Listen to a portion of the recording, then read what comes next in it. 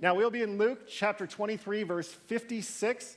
And to set the stage, I want to share some art by Audrey Anastasi that encapsulates what happens in Luke 23 leading up to this verse. You see, Jesus has a Last Supper with his closest disciples. And as he is at that Last Supper, one of his disciples leaves and betrays Jesus. And Jesus is then arrested and put through a bit of a sham trial. And this trial then leads to him being convicted, and his sentence is the death penalty by crucifixion. So Jesus is given a cross to carry up to a place called Golgotha, the place of the skull, and it is a very heavy cross, and he struggles on the way up. We read about this in Luke. He falls down. He has to have somebody help him carry a cross, and he meets his mother along the way. He falls down again and again, until he finally arrives at Golgotha, where he is nailed to the cross, and he sits there, he stands there, he is nailed there for hours before he says in Luke, the last words are, "Father, into your hands I can give my spirit," and then Jesus breathes his last. From there, people take Jesus' body and they place it in a tomb that is near Golgotha, and they seal the tomb shut on Friday night, and the Holy Saturday begins, or as some refer to it, Silent Saturday. Now, it's here that we read the one verse in Luke that talks about Silent Saturday, the day after crucifixion and the day before resurrection. Luke 23:56 reads, "On the Sabbath, they rested according to the commandment." The very next verse is Luke 24:1, and we read about the resurrection. And it's easy for us in 2022 to read this one sentence and say, "Oh, that must have been bad," and then move on. But this was a 24-hour period that felt like it went on forever. If you have been to a funeral for a loved one, you know that that next day just drags on and on and on, doesn't it? So while it's easy for us to read one sentence and not give much thought to Silent Saturday, there were friends and family of Jesus that really struggled through this entire day. And these friends and family may have had some hope for resurrection, but they didn't know for sure the resurrection was going to happen. And so they're standing over here on Silent Saturday with all kinds of questions, all kinds of tears, all kinds of anger at what had happened the day before when their friend, their family member, was crucified in a sham trial. Now, when I think of Silent Saturday, I think of my friend Tyler, who was my best friend in architecture school. This is us. We looked way younger back then. This is Tyler in the middle. There's me, and then our friend Derek. Tyler and I were best friends in architecture school. We sat by each other, and he was an atheist. I was a Christian, or so I thought. And we started talking more and more, and I realized that he had thought about faith more than I had ever thought about faith in my life. Now, Tyler was so interesting to me that I learned about a lot how to communicate with people who don't believe in God, and I found his thoughtfulness really inspiring. So much so that in 2019, he came and spoke here about what it was like to lose faith in God as an intro to the book of Ecclesiastes, which is a book about how we lose faith in God. So as he was talking, and this has been consistent ever since I've known Tyler, he talks about why he doesn't believe in God, and his number one citation is what is known in philosophical circles as the Epicurean Paradox. And the Epicurean Paradox basically goes, if God is all-powerful and all-loving, then why is there so much suffering in the world? Either God is not very loving, or God is not very powerful. It's known as the Epicurean Paradox. Why doesn't God love us enough to stop the suffering now? And the way that Tyler would phrase this is he would say to me, Craig, if you believe that God has the power to end suffering, then why doesn't God just end all the suffering right now? And I remember sitting there thinking I've never thought of that before. And the more I heard him talk about this, it bugged me. I was able to hold on to some form of faith, but I remember sitting there thinking this is a vastly different picture of God than I have ever thought of in my life. And when I get to this verse and I read, on the Sabbath they rested according to the commandment, there's something in me that responds to this verse by saying, why did God delay resurrection until Sunday? Couldn't God have wiped away these tears and made his friends and family better if he just rose from the dead on Saturday? It seems like it would save a lot of suffering. Yes, there was suffering before, but it could have been a whole day earlier. Just yesterday, I saw a post from someone. It was about the crucifixion because yesterday was Good Friday. And this post was, when Jesus died, heaven began counting to 3, to reference the 3 days in the tomb. To which I wanted to write back, but I did not. Why does it have to be 3? 2 is a much better number than 3, right? And if you're over here, you would say, why do we have to wait till Sunday? And so when we talk about Silent Saturday, all of a sudden I recognize Silent Saturday as a metaphor. Silent Saturday symbolizes how people of faith experience suffering today. We don't know what this delay is, but we are living in that delay between intense suffering and intense resurrection. On Friday, there is death. On Saturday, there's this in-between kind of weird space. And on Sunday, there is life and resurrection and an absence of suffering. So when we think about that and how these things play together and where Silent Saturday sits in between them, we realize that Silent Saturday can teach us a lot about what it means to be human and live today. And I have to tell you that when I think about Tyler's objections to faith and I think about what Silent Saturday represents, I have found that there are some bulky theological terms that have been very helpful to me. The first one is unitive consciousness. Can I hear you say unitive consciousness this morning? Wow, it's like we practiced that. That was very together. Thank you. The second one is non-dual awareness. Can I hear you say that this morning? Non-dual awareness. So enthusiastic for bulky theological terms. Now, I have to tell you, these are not mental hacks. They are spiritual teachers.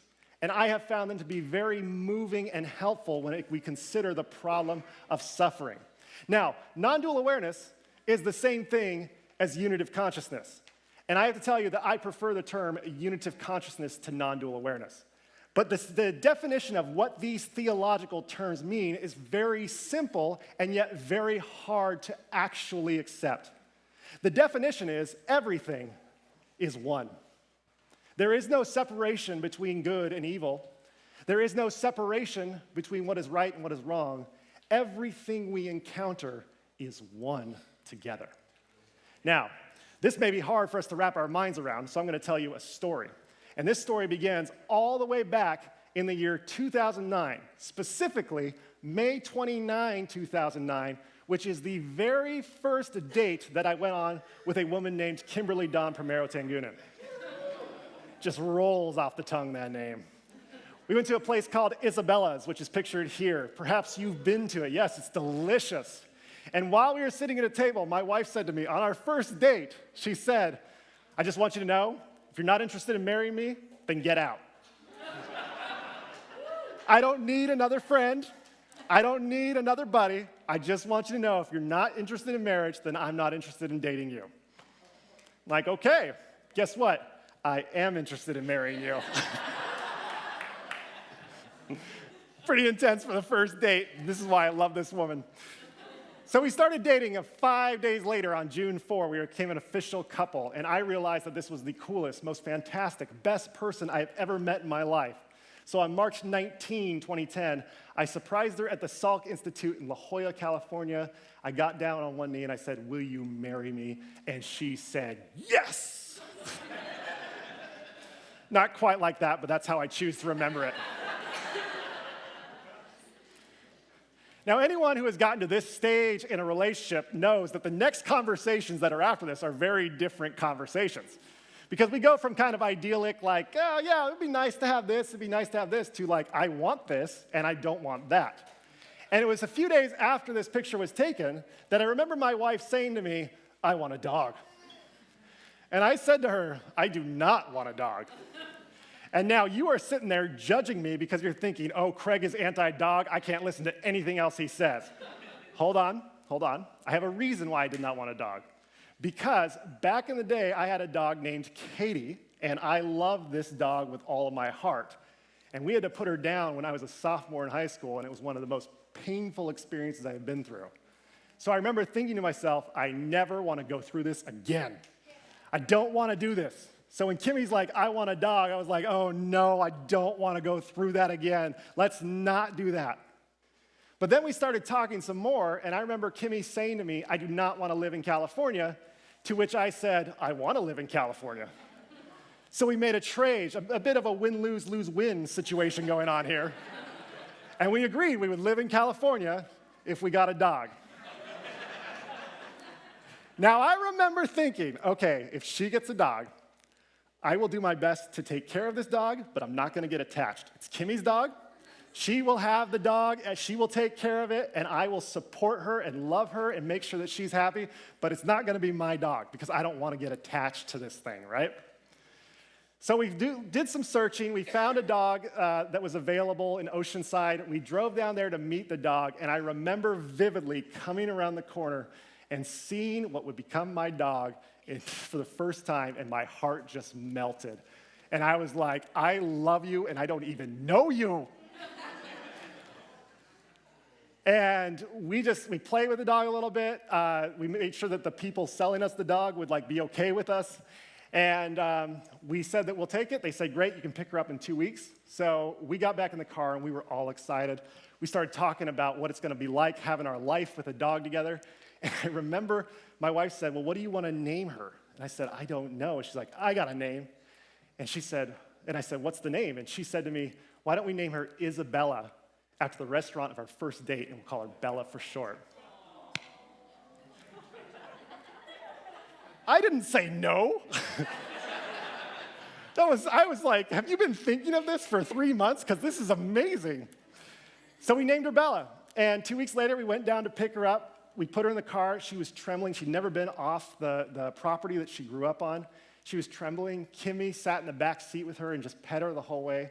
And we were just so proud. Our hearts were wide open toward this dog that we had named Bella. And I will never forget this. We bring her back to Kimmy's house, because she's going to live with Kimmy until we get married. And we're in Kimmy's house, and we've been there for about an hour.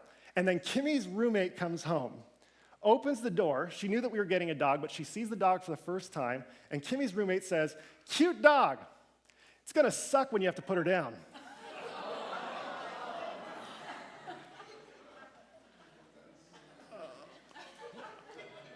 And I just looked at Kimmy like, oh no. She had named all of the fear that I had been holding in my heart, because this is why I didn't want to get a dog. And I just remembered, oh no, I told myself I wasn't going to get attached, and here I am attached. And while we started joking about that and said wow, that was out of left field, can't believe that comment happened, we started raising this dog, and Kimmy would send me pictures of how the dog was doing. Kimmy loved to drive around in her Honda Accord with Bella in the back. And if you knew Kimmy when she drove a Honda Accord, then you've known Kimmy for a long time. Anyways, this dog, Bella, would love to ride in the car. She would bolt at the tiniest margin of opening for a door and try to get in, even if it was the wrong door. And Bella was such a big part of our relationship that we invited her to be part of our wedding. She said yes, or at least that's what we tell ourselves. And our friend Torby walked her down the aisle, and I was so proud of her because she didn't poop once during the whole service, which would have been a whole different kind of service, right? And we took her to the vet, and we got married. We took her to the vet. We started divvying up responsibilities. We were those kind of dog parents where we would buy our dog clothes that she absolutely hated. Note the tail between the legs, she did not want to move with the Santa costume on. And as much as she hated clothes, she hated the cone of shame more. This was the bane of her existence. But Bella loved things as well as didn't like other things. She loved going to the beach. She was the happiest I've ever seen her at the beach. She would run in and out of the water, just loved playing in the water. She was my wife's companion when I was doing a high school ministry for kids. She would come with her on Friday nights and bring her to the youth ministry so she wouldn't have to go alone. And then it's hard for me to believe that we used to do this, but back in 2012, before we had kids, we used to get our dogs together with friends like the Fullers and play board games all night. I didn't know we used to do this. I was like, oh yeah, that did happen. So Bella also loved to go on hikes with other dogs. She just could not get enough of hiking. The biggest hike that my wife and I took her on was in the Eastern Sierras, just out of Big Pine. Bella was so excited. This is also a very happy time in her life, but she wore herself out too early, and she barely made it back to the car, and then she slept 4 hours all the way back from Big Pine to Redlands. So it was it was a pretty exciting event for her. As things started to change, Kimmy tested positive for pregnancy, and so we all got pretty excited about this. This was our Christmas card in 2012, 2013, and I've had people ask me, how'd you get the dog to jump with you? Well, you have to jump about 1,000 times to make that happen, which isn't so hard for me, but was incredibly hard for this champion right here, Kimmy. And we are convinced to this day that this jumping picture induced labor just a few days later. And I have this vivid memory of petting my dog as I was waiting for my Aunt Marilee to come pick her up when we were going to the hospital. And I was petting Bella, and I was just saying, like, things are going to be different, but I will still love you. And sure enough, things were very different. Maya came into the world, and Bella was the best dog to our kids. She was very gentle. She'd let them crawl over her, and she would just give us this look when they started doing it. And we'd take family pictures together, and we'd go to events together, and the kids loved walking her and just showing her around. Here's the Believe Walk a few years ago. And we welcomed a second kid, Bodie, in, and he loved being around Bella and petting Bella and crawling all over Bella. He just loved to be near Bella. And then there's the one thing that bonded me the most to Bella. I walked her every day for 11 years. And I got to tell you, like, I would wake up every morning and walk this dog about 2 miles. And I did it because I just wanted the dog to have a walk. And there was one morning where Kimmy said, I am impressed that you wake up early and walk Bella every day. How do you do it? And I looked at her and I said, guilt, Kimmy, guilt. Guilt is 100% what motivates me every day to walk this dog. And the reason why is because every morning when I wake up, Bella would look at me just like this, expectantly, waiting for me to take her on the highlight of her day, which was a walk for 2 miles wherever we were. And I would walk with her in Loma Linda, and more people knew me as the dog walker than knew me as a pastor, because we just walk around all the time. And one of my favorite stories of walking with this dog was I was listening to a book on tape by an atheist, and he talked about what it was like to lose faith. And this atheist said, let me give you a metaphor for what it's like to lose faith. Imagine you're walking your dog, and I'm like, done?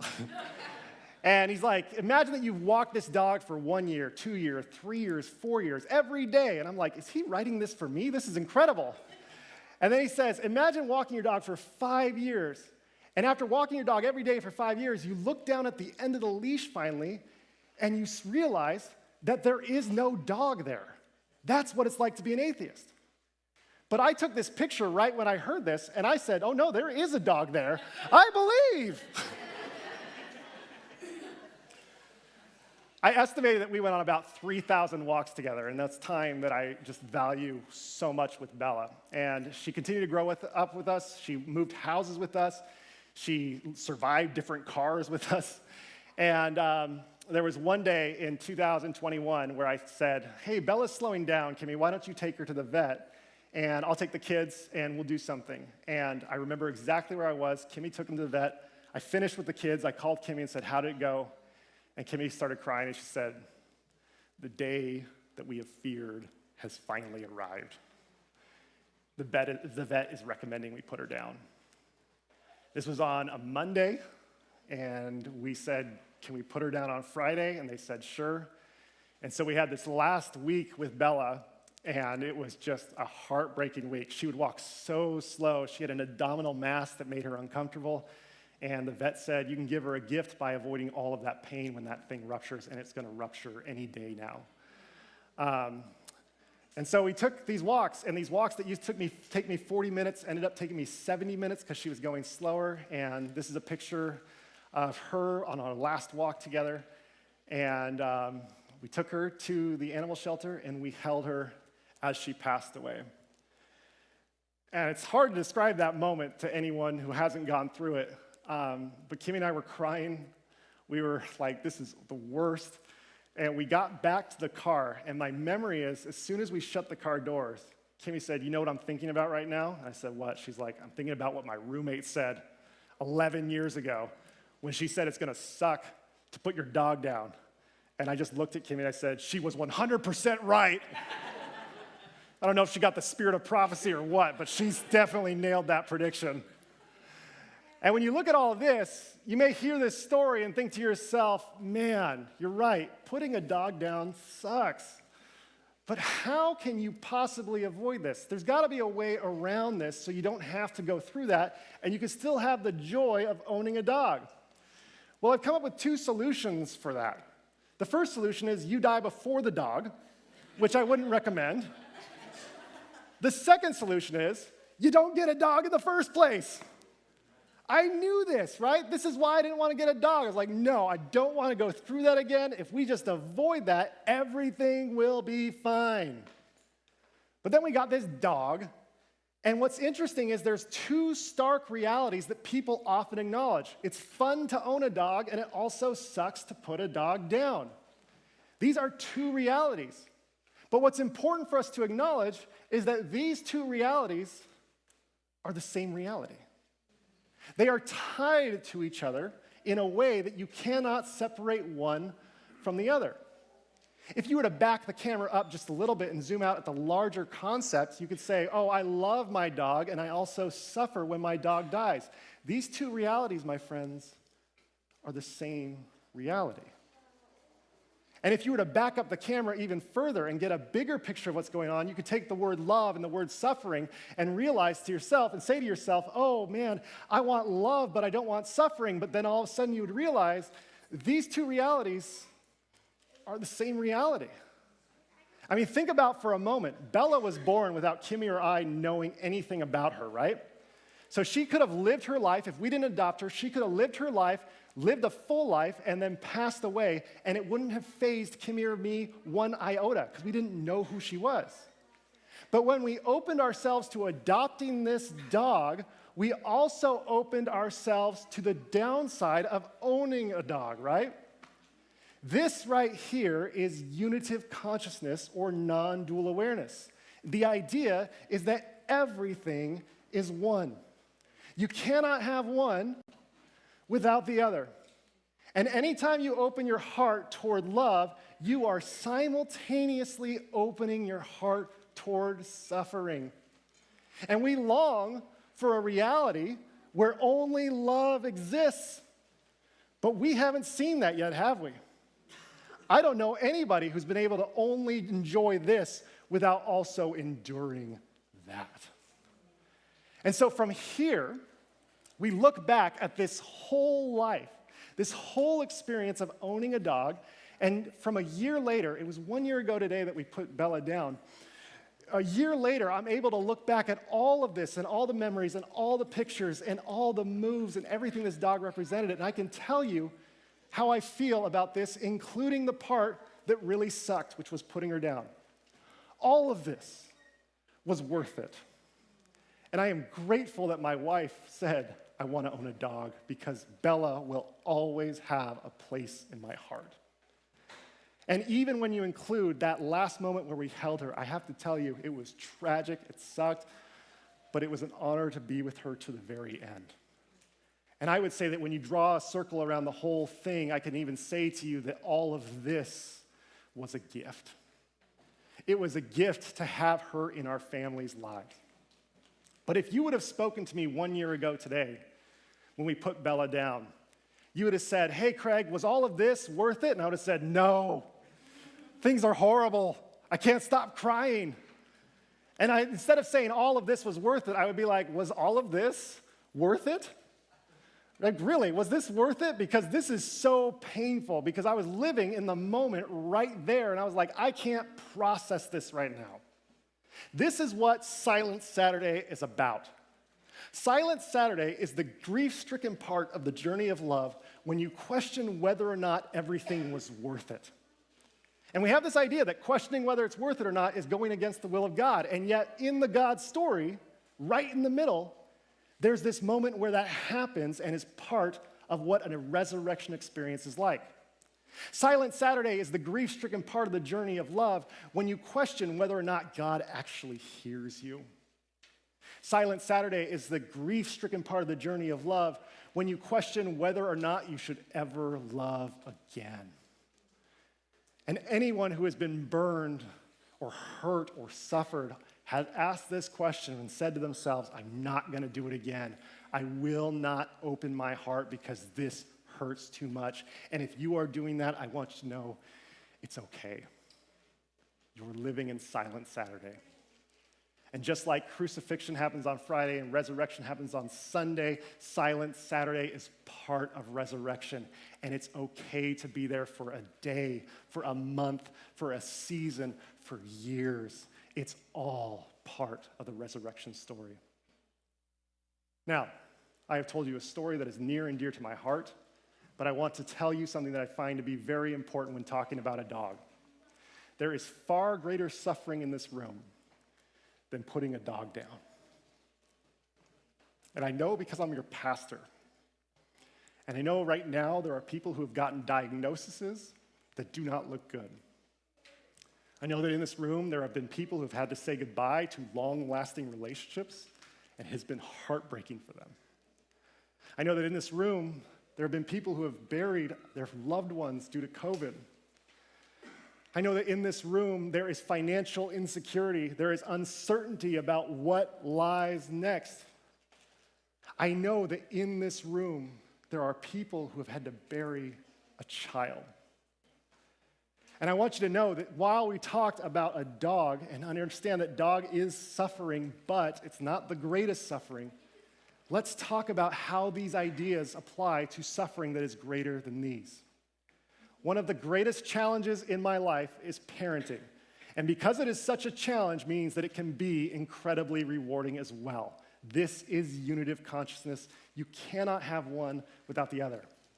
Now, every parent opens their heart as wide as possible when they decide to have kids, and they do all of this. They open their heart as wide as possible without any guarantee that things will work out. There's no guarantee. There's no policy where you can take a kid back and say, this one's bad for me, I need another one, right? Every parent that chooses to have a kid opens their heart as wide as possible. And who knows? It may work, it may not. The great Rob Bell once said, having a kid is like having your heart grow legs and walk around outside you. And that's the best way to understand parenting, in my opinion. And when you think about what this means, I think frequently about the scene in Hamilton that I cannot get out of my mind. There is the scene where Hamilton's son dies. And when he dies, there is Hamilton's sister-in-law, Hamilton's son's aunt, who sings a song called It's Quiet Uptown, and she describes what it must be like to open your heart as wide as possible and then have a death interrupt that love with unimaginable suffering. The words are, there are moments the words don't reach. There is suffering too terrible to name. The Hamiltons move uptown and learn to live with the unimaginable. They have lived with a heart that was open wide, and then they felt the pain of suffering because of that. My friends, we have this idea that if you go to a funeral and you believe in the resurrection of Jesus Christ, then you shouldn't be that sad because you will see your loved one again. But I have found the opposite to be true. The people who love the most are those who grieve the most when they lose someone. This is what it means to be aware that the more you love someone or something, the more you will grieve if they hurt you or if you lose them. And I've often heard people talk about a world without suffering. And there are some justices that we need to push forward. There are different things that we need to enact to make sure that everyone has the best life possible. But even if we were able to do that, on this world, we would still have suffering because people are opening themselves to love. A question could be asked, what's the best way to avoid suffering in this life? I will tell you. Lock yourself in a room and never love anyone or anything. That's the best way to make sure that you never suffer. But the wise person, those who have walked with a limp and understand where suffering comes from, says, no, you don't want to do that. It's worth going out there and loving again. When you look at the life of Jesus, there's this moment in the Gospel of Luke, which we've been studying, where a lawyer comes to him and says, I want eternal life. I want a life that matters. I want a life that doesn't have suffering. What should I do? And Jesus says, what do you think you should do? And the lawyer says, well, I think there's two things that matter, Jesus. You shall love the Lord your God with all your heart, with all your mind, with all your soul. Give everything you have to loving God, and also love your neighbor as yourself. Jesus responds, you have answered correctly. Do this, and you will live. Jesus knows that when you love someone or love God or love people, you are opening yourself to suffering. And Jesus says, but my inspiration is that you may continue to love because it is worth it. It is worth opening your heart even if it hurts. And I think about my conversations with other people who don't believe the same as me, and they ask, why doesn't God stop suffering now? My response is, well, God actually helps me live in the midst of suffering more than solve suffering. And God inspires me to love again and again, even if my heart has been broken before. This was picked up by the poet, the Lord Alfred Tennyson, who wrote a poem in memoriam A.H.H. Now, this poem, over 170 years ago, was about his friend that died early, Arthur Henry Hallam, who only lived to be 22 years old. This sudden death ruined Lord Alfred Tennyson. Now, most people know the lines I'm about to quote, but it's important to understand that he wrote in response to trying to process Arthur Henry Hallam's death. He wrote a 90-page poem. And these 90 pages are all over the place. There's not a lot of coherent thoughts. It goes this direction and this direction. He's angry, then he's sad, then he's loving, then he's upset. It goes all over the place.